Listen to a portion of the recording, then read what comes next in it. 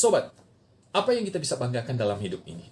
Jangan lupa di like, subscribe.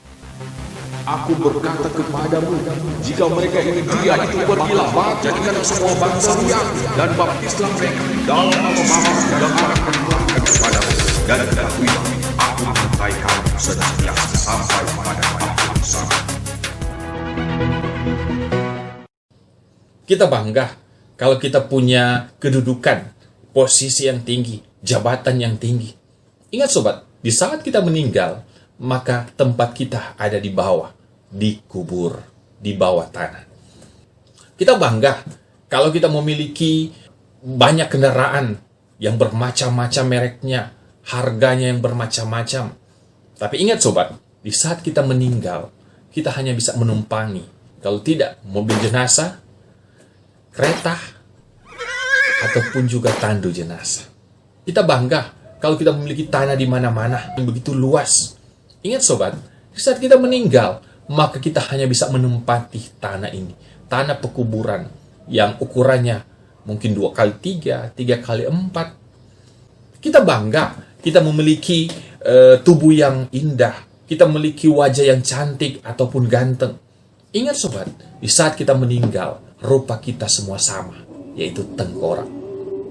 Nah kalau begitu, apa kebanggaan kita? Apa yang harus kita banggakan dalam hidup ini?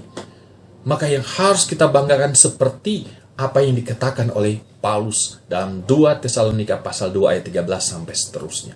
Kebanggaan kita sebenarnya adalah menjadi orang yang dipilih untuk diselamatkan. Karena apa? Karena ketika kita menjadi orang yang dipilih untuk diselamatkan, maka status kita adalah status kekal yang tidak dapat dibatasi oleh apapun juga. Bahkan maut sekalipun, bahkan kematian sekalipun. Sehingga kita akan bangga menjadi orang yang dipilih untuk diselamatkan. Sebab kebanggaan itu tidak akan berakhir di saat kematian. Dan karena itu maka inilah yang perlu kita perjuangkan. Kalau kita memperjuangkan harta benda, kita memperjuangkan kedudukan di dunia ini, semua sifatnya sementara. Di saat kita mati, di saat kita meninggal, semua selesai. Tapi kalau kita memperjuangkan hidup sebagai orang yang dipilih untuk diselamatkan, maka apa yang tersedia bagi kita? Hidup dalam kemuliaan bersama dengan Kristus, menikmati kekekalan hidup.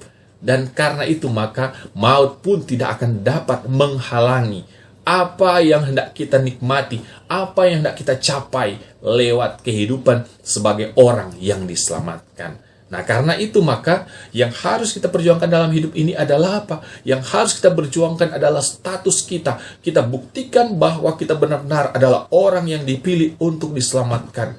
Dan kita harus berdiri teguh, berpegang teguh pada hal tersebut. Sehingga dengan demikian, maka kebanggaan yang luar biasa akan kita peroleh. Karena kita akan menikmati hidup bersama dengan Kristus. Menikmati kekekalan hidup. Menikmati kemuliaan bersama dengan Kristus kelak.